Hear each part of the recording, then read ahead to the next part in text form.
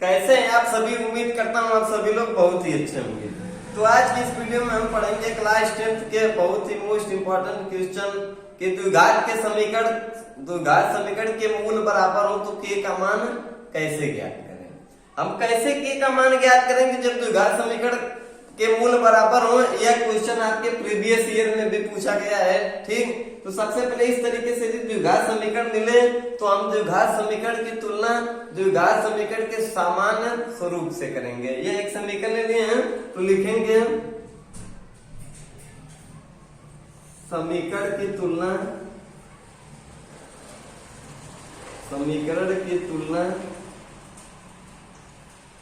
द्विघात के समीकरण से करने पर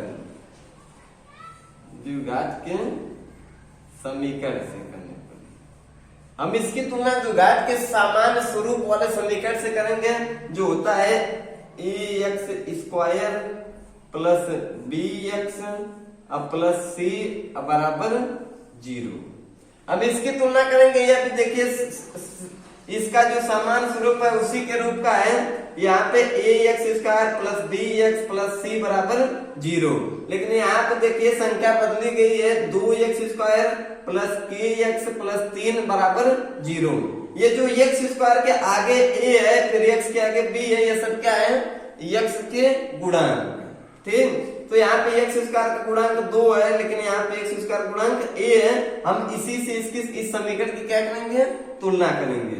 अब देखिए a, तो यहाँ पे एक मान क्या है 2, x² यहाँ पर भी दिया है यहाँ पर भी दिया है लेकिन x² के आगे क्या दिया है a, तो हम a का मान निकालेंगे। यहाँ हो जाएगा a बराबर 2। देखिए a के आगे क्या है 2। b की बात करें, अब यहाँ पे x के आगे b दिया है तो लिखेंगे b और b बराबर b के आगे बात करें तो क्या है k, और c की बात करें तो c का मान हमारा पूरा क्या दिया है 3। ठीक, तो यहाँ पे हमें a b c का मान क्या हुआ पता चल गया है। यहाँ पे ax² plus bx plus c बराबर 0 जब हम तुलना किए तो यहाँ पे a का मान क्या था 2, तो यहाँ पे 2 लिख दिए। b का मान क्या दिया है k, तो यहाँ पे k, और c का मान पूरा 3 है तो 3 का मान क्या करेंगे उतार देंगे। अब हम बात करेंगे कि जब समीकरण के मूल बराबर हो, तो हम पिछली कक्षा में पढ़ चुके हैं जब द्विघात समीकरण के मूल बराबर हो तो हमारा एक सामान्य फार्मूला होता है b² माइनस 4ac बराबर 0। ठीक, हमारा क्या फार्मूला होता है, तो यहाँ पे लिख देंगे जब समीकरण के मूल बराबर हो तो हम जानते हैं जब समीकरण के मूल बराबर हो तो हम किसका फार्मूला बनाते हैं b² माइनस 4ac। हम पिछले कक्षा में पढ़ चुके हैं। तो b² माइनस 4ac बराबर क्या होता है 0। अब देखिए यहाँ पे b² माइनस 4ac जो दिया है, यहाँ पे b का मान भी हमें पता है और a का मान भी पता है 2 और c का मान भी पता है बराबर 0। अब बस हम इसी फार्मूले पर रख कर k का मान निकालेंगे। देखिए b² दिया है तो b का मान k है तो लिख देंगे k²। देखिए k की घात 2 माइनस 4 है तो लिख देंगे 4 गुणे a दिया है तो a का मान 2 है तो लिखेंगे 2 गुणे c दिया है तो c का मान 3 है तो लिखेंगे 3 बराबर 0। ठीक, तो यहाँ पे हम b² माइनस 4ac बराबर पे इसका मान रख दिए abc का। अब देखिए यहाँ शुरू करते हैं। देखिए सबसे पहले k² दिया है तो लिख देंगे k²,